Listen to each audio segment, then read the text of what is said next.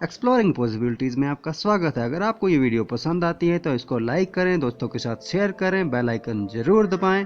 आइए वीडियो नमस्कार शुरू दोस्तों, करते गुड हैं। Morning, good afternoon, good evening. मैं किरण कुमार आपके साथ फिर से हाजिर हूँ कुछ रोचक, विशेष और महत्वपूर्ण जानकारियों के साथ। वीडियो शुरू करने से पहले मैं आपके साथ कहना चाहूँगा कि इस वीडियो को पूरा देखें और उसके बाद अपने कमेंट सेक्शन में ज़रूर दें। तो आइए शुरू करते हैं। जिस चीज़ के बारे में आपके साथ मैं आज बात करने जा रहा हूँ उसका संबंध अमेरिका से है, उसका संबंध यूरोप से है, उसका संबंध एशिया के साथ है, उसका संबंध नेपाल के साथ है। तो जी हाँ दोस्तों, मैं आपको फिर से बताता हूँ, वो अमेरिका के 2 राज्यों का राज्य चिन्ह है, नेपाल का राष्ट्रीय चिन्ह है, भारत के 4 राज्यों का राज्य चिन्ह है। तो आइए रूबरू कराता हूँ मैं आपको उस राज्य चिन्ह के साथ। तो ये रहा वो राज्य चिन्ह जिसके बारे में आपके साथ मैं आज जानकारी साझा करने जा रहा हूँ। तो जी हाँ दोस्तों, वो है बुरांश। जी हाँ दोस्तों, बुरांश का फूल अमेरिका के 2 राज्यों का राज्य चिन्ह है, राज्य फूल है, माफ़ कीजिएगा। और भारत के 4 राज्यों का राज्य फूल है, जम्मू कश्मीर और नागालैंड में भी ये राज्य फूल है, नेपाल का ये राष्ट्रीय फूल है। तो क्यों मैं आज इसके बारे में बात कर रहा हूँ, इसकी विशेषताओं के बारे में बात कर रहा हूँ, तो ये बहुत ही एक विशेष किस्म का फूल है दोस्तों। क्योंकि अगर इतने सारे देशों ने या इतने सारे राज्यों ने इसको अपना राज्य फूल बनाया है तो उसमें कोई विशेष बात ज़रूर होगी, इसलिए ही इसको राज्य फूल बनाया गया है या राष्ट्रीय फूल बनाया गया है। तो ये रहा वो बुरांश का पौधा। हिंदी में इसको बुरांश कहते हैं, यहाँ लोकल लैंग्वेज में इसको च्यू कहा जाता है, नेपाल में इसको गुरांस कहते हैं और अंग्रेजी में इसको रोडोडेंड्रोन कहते हैं। क्योंकि जो रोडोडेंड्रोन जो है 2 शब्दों से मिलकर बना गया एक शब्द है, रोडो और डेंड्रोन। रोडो का अर्थ होता है ग्रीक भाषा में गुलाब के फूल जैसा और डेंड्रोन का अर्थ होता है पौधा या पेड़। क्योंकि ये जो फूल है आप देख पा रहे हैं गुलाब के फूल की तरह, ये सुर्ख इसकी पंखुड़ियाँ हैं, सुर्ख लाल इसकी पंखुड़ियाँ हैं, तब इसको नाम दिया गया है रोडोडेंड्रोन।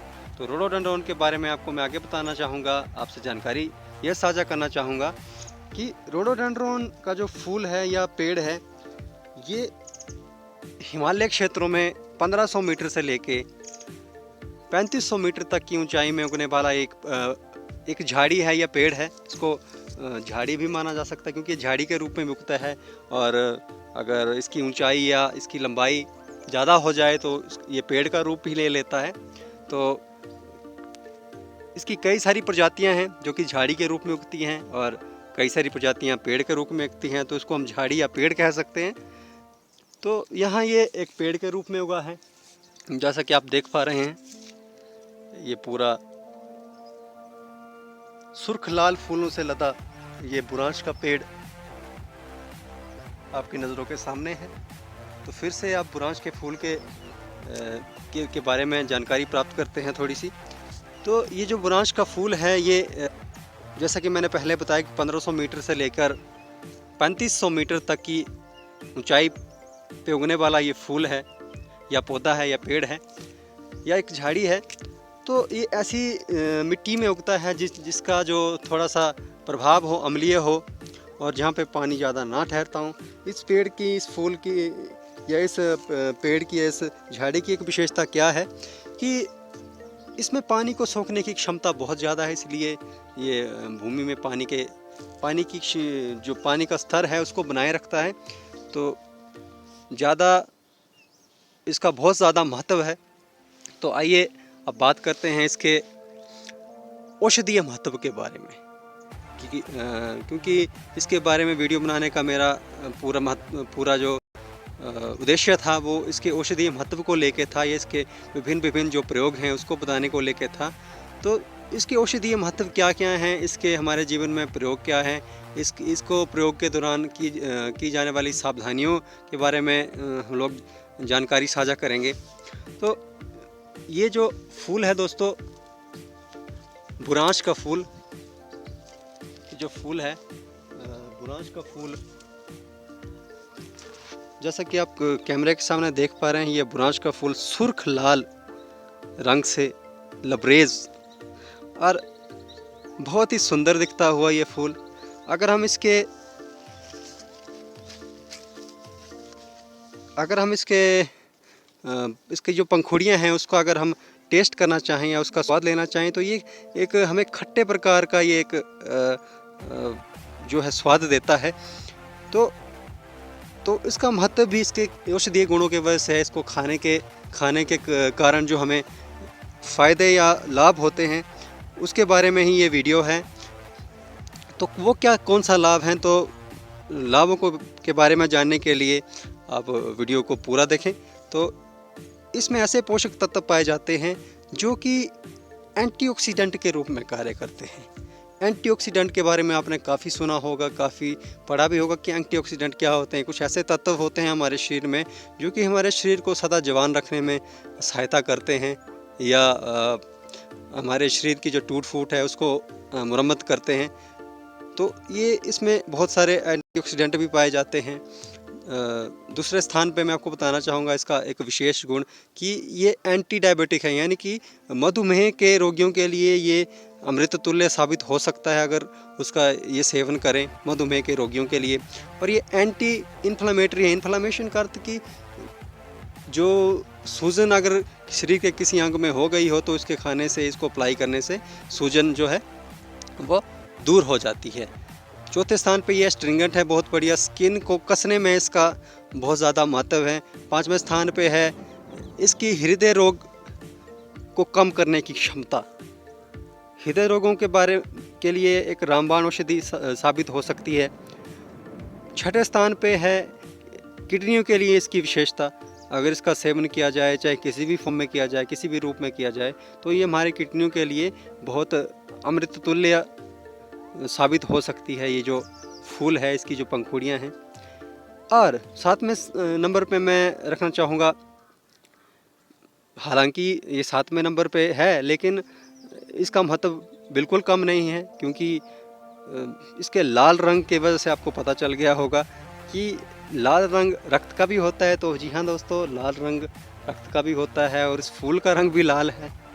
तो उसकी वजह से अगर हम इसका आहार के रूप में सेवन करें तो ये हमें काफ़ी सारे लाभ पहुंचा सकता है। हमारे रक्त कोशिकाओं में वृद्धि कर सकता है, हमारे रक्त को विशेष रूप से शोधन करने में या साफ़ करने में इसकी अहम भूमिका हो सकती है या अहम भूमिका है। तो ये थे इसके कुछ औषधीय गुण। इसके आसपास आप जो ये पत्ते देख पा रहे हैं, ये जो पत्ते हैं इसका प्रयोग जैव खाद के रूप में हो सकता है। ये जो पत्ते हैं इसको हम कीटनाशक के रूप में भी प्रयोग किया जा सकता है इन पत्तों को, क्योंकि ये जो पत्ते हैं इनमें पाए जाने वाले कुछ ऐसे तत्व होते हैं जो कि कीटों का नाश करते हैं और एक बढ़िया जैव खाद के रूप में ये प्रयुक्त हो सकते हैं। तो इसकी एक शाखा के तरफ नज़र मारते हैं, क्योंकि इसकी लकड़ी जो है वो बहुत बेहद ही हल्के आकार की होती है। बेहद ही हल्के आकार की होने के कारण इसका कृषि उपकरणों में प्रयोग बहुतायत में किया जाता है, यहाँ पहाड़ी क्षेत्रों में या किया जा सकता है। तो ये इसके फूल, पत्तों और इसकी लकड़ी के बारे में कुछ जानकारी थी। अब हम इसको प्रयोग किस तरह करें, तो दोस्तों प्रयोग करने के 2 या 3 या 4 तरीके हैं। तो सबसे पहले ये जो पंखुड़ियाँ हैं, ये इसकी घंटीनुमा जो पंखुड़ियाँ हैं, ये देख पा रहे हैं आप, इसकी घंटीनुमा पंखुड़ियाँ, इनको निकाल कर, यहाँ से निकाल कर इस तरह से इसकी जड़ों से निकाल कर यहाँ से, और इसको हम उबाल कर इसका जूस भी निकाल सकते हैं। और इसको जैसे गुलाब का गुलकंद होता है तो वैसे भी इसका प्रयोग कर सकते हैं। इसको चटनी के रूप में प्रयोग कर सकते हैं, इसकी स्मूदी हम बना सकते हैं और इसका सुकाश भी हम बना सकते हैं। इसके बहुत सारे ही प्रयोग हैं, क्योंकि यहाँ के जो आयुर्वेद में इसका प्रयोग बहुत सारा दिखाया गया है। सुखाकर इसको आयुर्वेदिक दवाइयों में प्रयोग किया जा सकता है। हम भी अगर इसको सुखाकर प्रयोग करें तो भी हमारे लिए काफ़ी उपयोगी है और लाभकारी है। तो ये बुरांश का फूल और इसके बारे में आज हमने जानकारी शेयर की कि ये बुरांश का फूल बहुत सारे राज्यों का या बहुत सारे देशों का राष्ट्रीय चिन्ह है, जिसमें कि अमेरिका, नेपाल और भारत शामिल है। भारत के 4 राज्य, हिमाचल प्रदेश, जम्मू कश्मीर, उत्तराखंड और नागालैंड, और अमेरिका के 2 राज्य वेस्ट वर्जीनिया और वाशिंगटन, और पूरा का पूरा नेपाल राष्ट्र इसको अपने राज्य चिन्ह के रूप में प्रयोग करता है। फिर हमने बात की इसके कंजम्पशन से, इसके खाने से होने वाले लाभों के बारे में। एंटीऑक्सीडेंट के रूप में ये काम करता है, एंटी डायबिटिक के रूप में काम करता है, एंटी इन्फ्लामेटरी के रूप में ये काम करता है, एस्ट्रिंजेंट के रूप में ये काम करता है। और आपको मैं बताना चाहूँगा इसकी हृदय रोगों को ठीक करने की क्षमता के बारे में, किडनी के शोधन की क्षमता के बारे में, रक्त के शोधन की क्षमता के बारे में, हमारे स्किन को सुधारने की क्षमता के बारे में, स्किन को बहुत ही ग्लोई स्वरूप दे सकता है। और साथ ही साथ मैं आपको इसकी और दो विशेष एप्लीकेशन के बारे में, दो इसकी उपयोगी जानकारियाँ और देना चाहूँगा कि इसका जो रस है वो होम्योपैथी में, एक दवा आती है रोडोडेंड्रोन 30, उसमें प्रयोग होता है। ये जो रोडोडेंड्रोन 30 है, ये खासकर पुरुषों से जुड़ी बीमारी हाइड्रोसील है, जिसमें कि जो वृषण है मनुष्य के, उसके आसपास जो पानी इकट्ठा हो जाता है उसको सुखाने में ये काफ़ी सहायक है। और साथ ही साथ ये जो हड्डियों के जोड़ों के बीच में जो दर्द होता है, दांत का जो दर्द है, वही दवाई रोडोडेंड्रोन 30 जो इस बुरांस के पौधे से बनाई जाती है, तो उसमें भी ये काफ़ी लाभकारी है। तो इसका ये एक विशेष एप्लीकेशन या विशेष गुण था। तो दोस्तों, आज था सिर्फ रोडोडेंड्रोन और ये जो बुरांश का पौधा है कहाँ उगता है, किन राज्यों से इसका संबंध है, किस तरह की भूमि में ये उगता है और इसके क्या उपयोग हैं और उसकी सावधानियां भी क्या हैं, तो इसके बारे में थोड़ी सी सावधानियों के बारे में आपको बताना चाहूँगा कि कुछ इसकी जो प्रजातियां हैं वो जानवरों के लिए ख़तरनाक साबित हो सकती है और मनुष्यों के लिए हानिकारक साबित हो सकती हैं। जो कुछ इसकी जो प्रजातियां जैसे कि रोडोडेंड्रोन पोंटियम है, रोडोडेंड्रोन लिटियम है, वो जानवरों के लिए ख़तरनाक साबित हो सकती है। अगर जानवर उसके पत्ते को खा लें तो उन पे जहरीला फ़र्क दे सकती हैं। मनुष्य अगर उन पत्तों को खा लें या किसी तरह शरीर में चले जाएं उनके पत्तों का अंश कुछ, तो बहुत ही मतलब सिर दर्द जैसे या दिमाग को घुमा देने वाले या मस्तिष्क से जुड़े ये रोग उत्पन्न कर सकती है। तो ये थे कुछ सावधानियाँ जो इसको खाने से पहले हमें देखनी चाहिए। और मैं एक चीज़ इसमें ऐड और करना चाहूँगा कि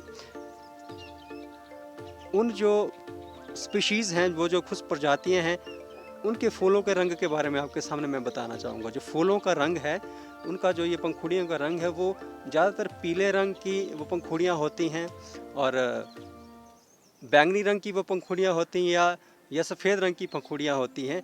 तो उन पंखुड़ियों से आप पहचान कर सकते हैं, हम लोग पहचान कर सकते हैं कि कौन सा बुरांश जहरीला है, कौन सा बुरांश जहरीला नहीं है। तो अंत में जाने से पहले मैं आपको ये बता दूं कि सिर्फ इसकी पंखुड़ियों का सेवन करें और इसकी जो नर मादा ये भाग है जिसमें ये प्रजनन, इसके जो अंग है, इसका सेवन बिल्कुल ना करें और अपने आप को सावधान रखें और बचा के रखें और स्वस्थ रहें, यही मेरी कामना है। तो अगली बार हम मिलेंगे किसी और ख़ास जानकारी के साथ और किसी खास वीडियो में। तब तक के लिए बहुत बहुत धन्यवाद। जय हिंद।